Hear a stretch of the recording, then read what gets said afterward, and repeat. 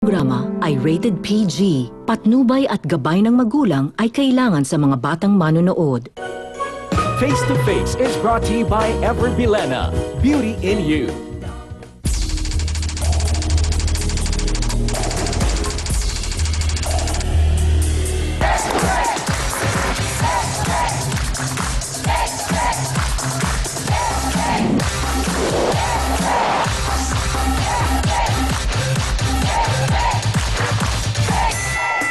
Nag-iinit na usapan, umaating ka buong mga yan.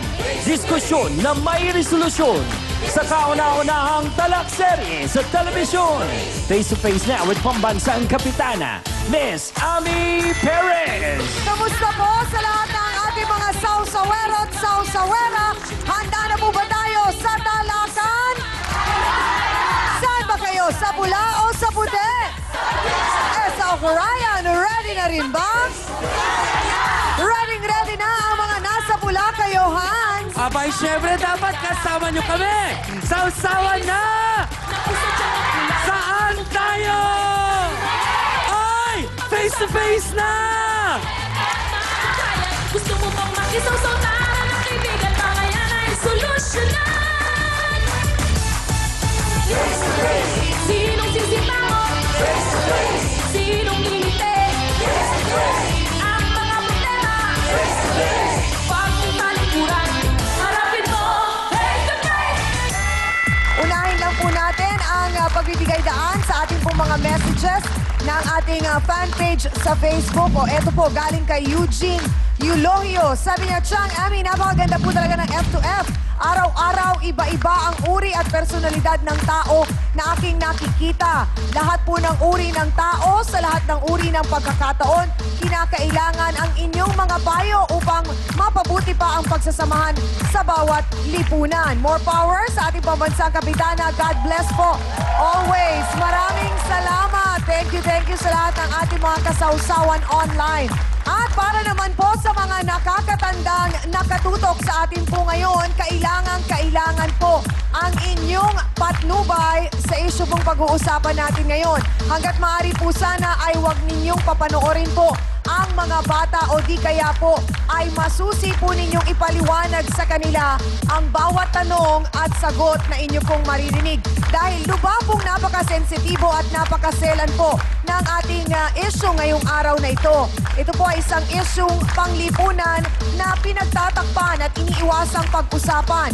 Pero totoo naman pong nangyayari sa ilan sa ating mga kababayan. Kaya hangatin po namin na sila ay matulungan ngayong araw na ito. Ako pa rin po ang inyong pambansang kapitana, ang inyong Chang Ami na laging nagpapaalala at nagsasabing kung may problema ka, harapin mo, pag-usapan natin yan. At ito para samahan tayo sa pagtalakay ng isang mainit na issue na naman ang ating kapatid na si Hans Mortel. Mga sausawero at sausawera, narinig nyo na ang paunang pakiusap ni Chang, ha? Patnubay po sana talaga ng magulang dahil talagang napakasensitibo talaga ng pag-uusapan ngayon. Ang mabuti na lamang nga po, kasama natin ang ating legal expert, ang Chief Public Attorney of the Philippines. Wala pong iba kundi si Attorney Persina Rueda Acosta. At syempre, kasama rin po natin para talagang maukil-kil natin ang bawat sulok ng isyong ito, ang ating spiritual advisor, Father Sunny Merida. At para lubusan naman rin nating maintindihan ang sitwasyon ng ating mga bisita, narito po ang ating Doctor of Psychology and Family Counselor, Dr. Camille Garcia. Ang ating trio, Tagapayo.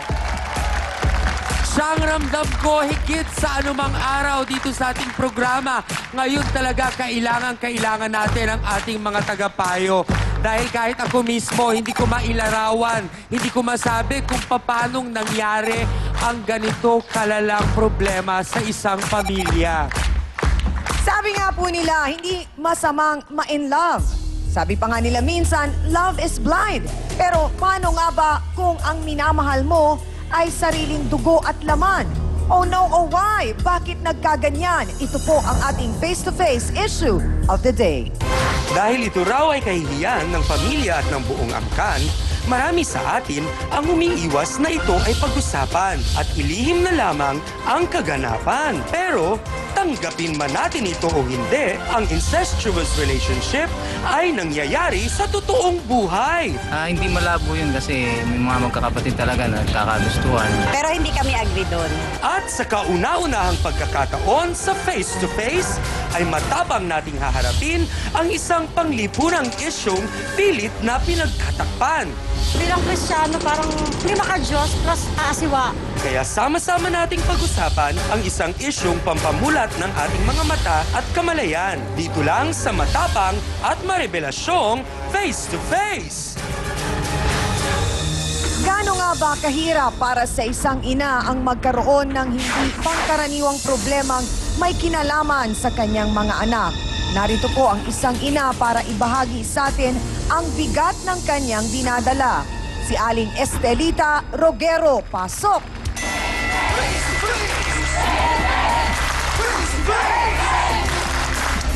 Magandang umaga po. Ilang taon na po kayo?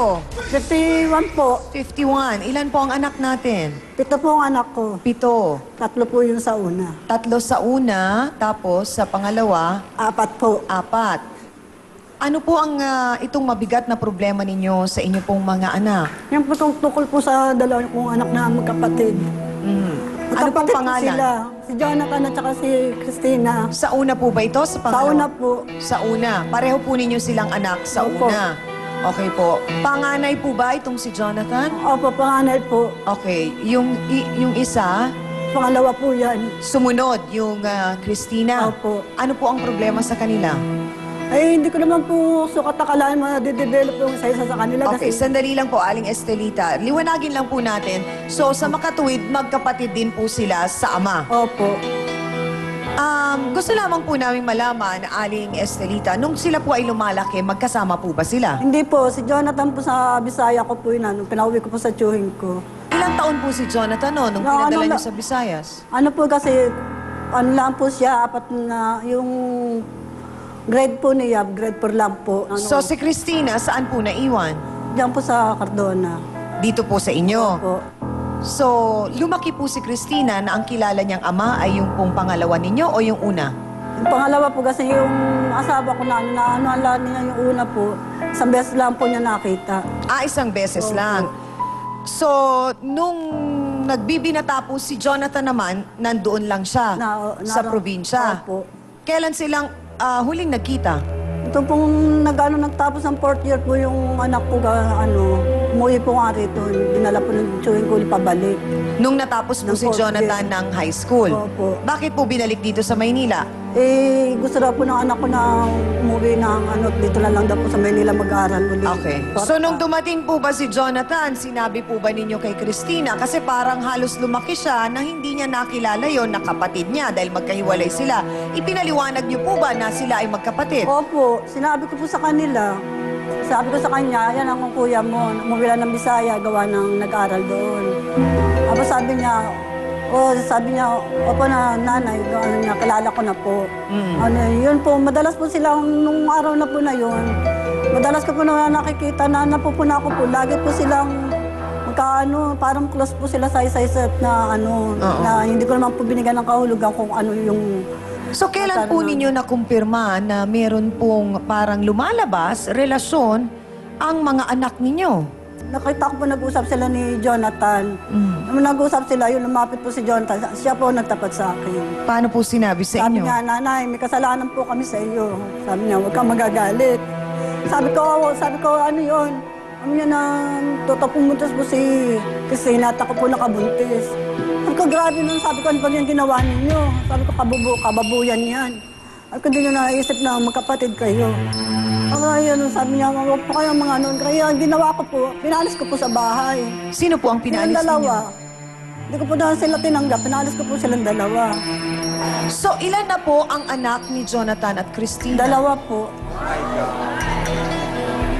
Bakit nga ba sa dami ng mga babae sa mundo, ang kanyang kapatid pa, ang kanyang minahal, at siya nang ang kinakasama?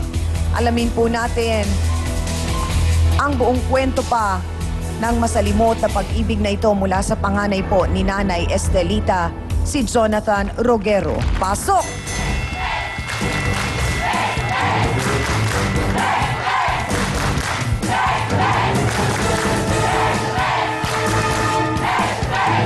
Kaya ka na. Jonathan, ang gusto kong malaman, sa dinami-dami ng babae, bakit kailangan ang kapatid mo? Ma'am, kasi po, nahuli na po ang loob ko sa kapatid ko eh. Sa sobrang ano po niya sa akin, close niya sa akin, parang nahuli na po yung damdamin ko sa kanya. Pero, Kuya Jonathan, nauunawaan mo ba na kayo ay magkapatid? Wala na. Kahit anong mangyari, hindi pwedeng maging mag-asawa ang magkapatid. So, papaanong nangyaring mayroong kang kalayaang mamili pero ito pa rin ang pinili mo? Wala na po, dahil siya na lang po talaga yung nakita kong babae na pwede kong pagbuhusan ko ng buong atensyon ko eh. So, ang sinasabi mo, mahal mo si Christina higit pa. Higit pa po sa kapatid. Ano nga ba ang naging implikasyon ng pagsasama ng magkapatid na Jonathan at Christina? Makikilala na po natin ang sinasabing kapatid na minahal niya sa pagbabalik po ng paborito ng bayan, ang... Bakit po, Nay? Anak po ninyo yon, kadugo po ninyo yon. Yung kanya pong pangalawang ama, hindi nyo kadugo yon. Bakit hindi nyo pinaniwalaan? Huwag mong talikuran, harapin mo